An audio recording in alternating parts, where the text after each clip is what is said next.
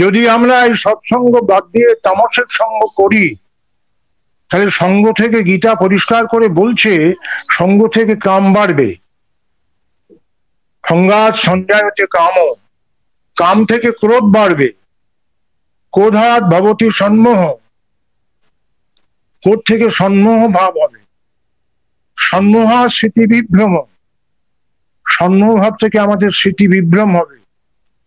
আর স্মৃতি ধ্বংসাৎ বুদ্ধি নাশ, স্মৃতি ধ্বংস হলে বুদ্ধি নাশ হবে। আর বুদ্ধি নাশাৎ পুনঃসতি। শ্রী ঠাকুরের সামনে যখন এই কথা বলা হচ্ছিল, তখন শ্রী ঠাকুর কোনো নেগেটিভ কথা পছন্দ করেন না। শ্রী ঠাকুর এই কথাটি বলেছিলেন, মৌমাছিতে মধুই খোঁজে, পান করে তা ভ্রমর, আর গোবরে পোকা গোবরেই থাকে, গোবরেই তার নজর। হরি ঠাকুর বলছেন, জীবনে কোনদিন ইংরেজি কমপ্লিট বলেন তিনি মেসেজ বলেছেন। যিনি সংস্কৃতে উচ্চারণ কথা করতে পারেননি, তিনি সংস্কৃতিতে হঠাৎ বলছেন সংঘাত সঞ্জায়তে শ্রদ্ধা, সংঘাত সঞ্জায়তে শ্রদ্ধা, শ্রদ্ধা দৃষ্টি শুদ্ধতা, দৃষ্টি শুদ্ধেহি ভবেদ বিশ্বাস। আমরা অবাক হয়ে যাচ্ছি। গীতার আদলে ঠাকুরের এই যে পজিটিভ কথা, সবসময় ইতিবাচক কথা, সৎসঙ্গ করলে সংঘাত সঞ্জায়তে শ্রদ্ধা, শ্রদ্ধা বাড়ে। ঠিক উল্টো কথা বলতেন গীতা যা বললেন। উল্টো কথা বলে তিনি প্রমাণ আর অসৎসঙ্গের তফাৎ কোথায়, তামসিক সঙ্গ আর সাত্ত্বিক সঙ্গের তফাৎ কোথায়।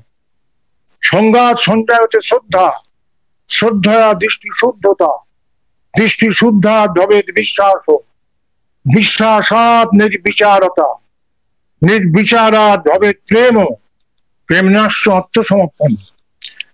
সুতরাং তেমনতর গুরু সান্নিধ্যে যদি আমরা কাঁটায় কাঁটায় নির্দেশগুলো পরিপালন করতে পারি, তাহলে আমাদের জীবনের এই মৌলিক পরিবর্তনগুলো হয়। এবং ওই গুরুকে ধরে আমরাও কিন্তু বিবেকানন্দের মতো বলতে পারি, to carry out the commands of my guru without the least shadow of doubt is the secret of spiritual success. আজকের এই আন্তর্জাতিক সম্মেলন, এই আন্তর্জাতিক সৎসঙ্গে প্রথম ভারতবর্ষের বাণী, ধর্মের যে বাণী উচ্চারণ করেছিলেন স্বামী বিবেকানন্দ শিকাগো সম্মেলনে, সেই আন্তর্জাতিক বাণীটা বারবার মনে করছি। তিনি that call this morning in honor of this convention may be the death knell of all persecution, of all fanaticism, with the pain or with the sword, of all uncharitable feelings, wending their path to the same goal, health and not fight, assimilation and not destruction, harmony and peace and not dissension. তখন ওই বিদেশি ভক্তরা বলেছিলেন, আপনি কোত্থেকে পেলেন এই শক্তি? কে আপনাকে দিল এই শক্তি? বিবেকানন্দ বিনীতভাবে বলেছিলেন, if there has been any word of spirituality that I have spoken that belongs to my master, যদি ভালো লেগে থাকে সমস্ত কৃতিত্ব আমার এই দক্ষিণেশ্বরের নরদেবতা, আমার এই গুরুদেব ঠাকুর শ্রীরামকৃষ্ণের, আর যা কিছু ত্রুটি বিচ্যুতি তা একান্তভাবেই আমার। এই যে submission two carry out the commands of my Guru is the secret of spiritual success, এই গুরু কেন্দ্রিকতার মধ্যে দিয়ে বলতে হয়, আমার মাথা নত করে দাও হে তোমার চরণ ধুলির তলে, সকল অহংকার হে আমার ডুবাও চোখের জলে। এই সারেন্ডার থেকেই আমাদের তথাকথিত ভাবে ঠাকুর সুন্দর করে বলেছেন, সেই সারেন্ডার করা যায়। ঠাকুর অপূর্বভাবে বলেছেন, যা তা গুরু না। ঠাকুর সুন্দর করে বলেছেন আমাদের সামনে, এই গুরু শ্রেণী বিভাগের মধ্যে দিয়ে তিনি আমাদের সেই সদ্গুরু পুরুষোত্তম, এই সদ্গুরু পুরুষোত্তম যে একই বার্তা দেয়, এদের মধ্যে যে কোনো বিভেদ নেই। একই বার্তা আমরা পেয়েছি অযোধ্যার রাজপথে রামচন্দ্রের কাছে, একই বার্তা আমরা পেয়েছি দ্বারকার সিংহাসনে শ্রীকৃষ্ণের কাছে, একই বার্তা আমরা পেয়েছি সারনাথের স্তূপপাদ মূলে ভগবান বুদ্ধদেবের কাছে, একই সেই বার্তা আমরা পেয়েছি জেরুজালেমের জলপাই বনে যীশু খ্রিস্টের কাছে, একই বার্তা আমরা পেয়েছি আরবের মরু প্রান্তরে লা ইলাহা ইল্লাল্লাহ মুহাম্মাদুর রাসূলুল্লাহ হযরত মুহাম্মদের কাছে, একই বার্তা পেলাম আমরা নদিয়ার রাজপথে গৌরাঙ্গ সুন্দরের কাছে, একই বার্তা পেলাম দক্ষিণেশ্বরের ঠাকুর শ্রীরামকৃষ্ণের কাছে। অথচ এই গুরু সান্নিধ্যে বিবেকানন্দ, আমরা মনে পড়ছে এই মুহূর্তে স্কটিশ চার্চ কলেজ, এখনকার স্কটিশ চার্চ কলেজ, তখন অন্য নাম ছিল। বিবেকানন্দ তখন নরেন দত্ত, তখনও বিবেকানন্দ হননি, কিন্তু অভ্যুদয়ী যে উচ্চারণা, গুরু কেন দরকার, গুরুকে চললে যে আমাদের জীবনের ক্ষতি হয় না, বরঞ্চ আমাদের যে উচ্চারণা, অভিব্যক্তি, আমাদের যে বিবর্তন, সেই বিবর্তন একটা শীর্ষ বিন্দুতে পৌঁছায়। বিবেকানন্দ তার কিন্তু জলজান্ত দৃষ্টান্ত। ক্লাস করছেন, সেদিন ক্লাসে মাস্টারমশাই, যিনি মাস্টারমশাই, ইংরেজির মাস্টারমশাই আসেননি, প্রিন্সিপাল ক্লাসে গেলেন যাতে ক্লাসটা ম্যানেজ করা যায়। বললেন কি পড়া, তোমাদের কি পড়া? তখন ছাত্ররা বললেন আমাদের ওয়ার্ডসওয়ার্থ পড়া। ওয়ার্ডসওয়ার্থের কি পড়া? এক্সকারশন বলে একটা কবিতা পড়া। হেস্টিয়াসও পণ্ডিত ছিলেন, সঙ্গে সঙ্গে তিনি ওই এক্সকারশন পড়া শুরু করলেন। নরেন দত্ত পেছনে বসতেন তথাকথিত ভাবে, ভোজনশীল লিখছেন যে ও তো পেছনে বসতো, আমরা তো সামনে বসতাম। হঠাৎ পেছন থেকে নরেন দত্ত বলছেন, স্যার এই এক্সকারশন কবিতার একটা লাইন বুঝতে পারছি না, এক্সকারশন কবিতার একটা লাইন বুঝতে পারছি না। তখন হেস্টি বলছেন, কি line? We are laid asleep in body but we become a living soul. আমাদের দেহ ঘুমিয়ে পড়ে কিন্তু আমরা জেগে থাকি। এটা কোন অবস্থা sir? We are laid asleep in body but we become a living soul. এটা কোন অবস্থা স্যার? তখন আমরা দেখলাম ওই ক্লাস থেকে ঠাকুর শ্রীরামকৃষ্ণের সন্ধান পাওয়া গেল। সন্ধান দিলেন একজন পাশ্চাত্য অধ্যাপক।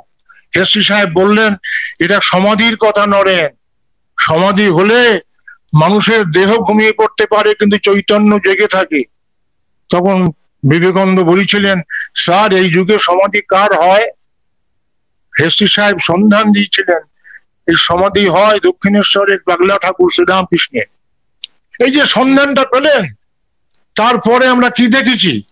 তারপরে আমরা দেখেছি তার মা, বিবেকানন্দের মা বলেছেন, তোর বাবা মারা গেছে, আমাদের খুব কষ্ট, জানা দক্ষিণেশ্বরে ঠাকুরের কাছ থেকে গিয়ে একটা চাকরি চেয়ে নে না, ঠাকুরের কথা মা খালি শোনেন। নরেন দত্ত গেলেন।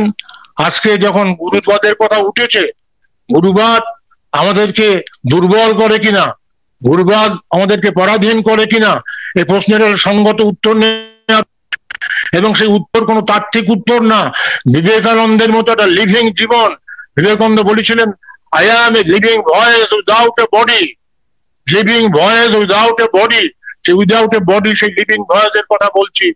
বিবেকানন্দ মার কথা শুনে ঠাকুরের কাছে গিয়ে বলেন, ঠাকুর তোমার কথা নাকি মা কালী শোনে, আমাকে একটা চাকরি দেবে ঠাকুর, আমাকে একটা চাকরি দেবে?